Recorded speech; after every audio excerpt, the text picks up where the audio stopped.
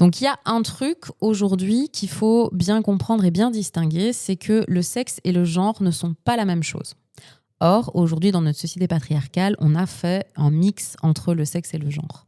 Alors, quand on parle de sexe, le sexe, c'est quoi? C'est le féminin ou masculin biologique. Alors, nous, on a fait une conception binaire en se disant, en biologie, il y a soit on est un homme, soit on est une femme, mais il y a aussi des personnes qui naissent hermaphrodites et donc qui ne s'identifient pas comme homme ou comme femme, rien que dans leur biologie.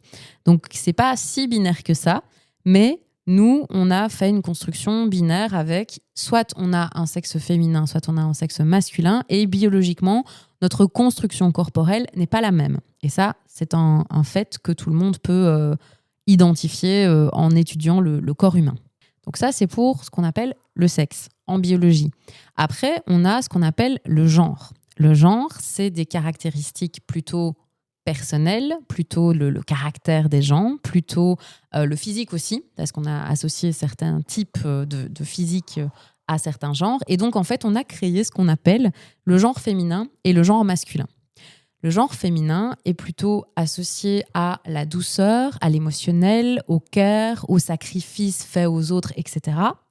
Et le genre masculin est plutôt associé au fait d'être fort, de porter la responsabilité, d'être leader, de passer à l'action, etc.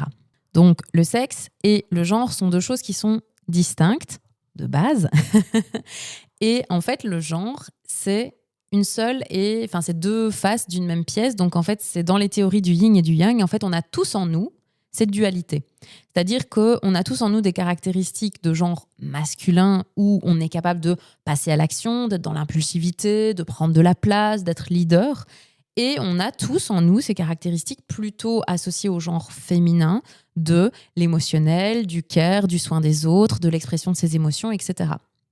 Ce qui s'est passé dans la construction historique de notre société, c'est qu'en fait, on a dissocié ce genre féminin et masculin de nous-mêmes. Donc, en fait, on s'est dit non, l'individu n'a pas en lui-même ces deux parts, mais en fait, les femmes ont le genre féminin et les hommes, en tout cas ceux qui ont sexuellement en biologie identifié comme hommes, ont le genre masculin.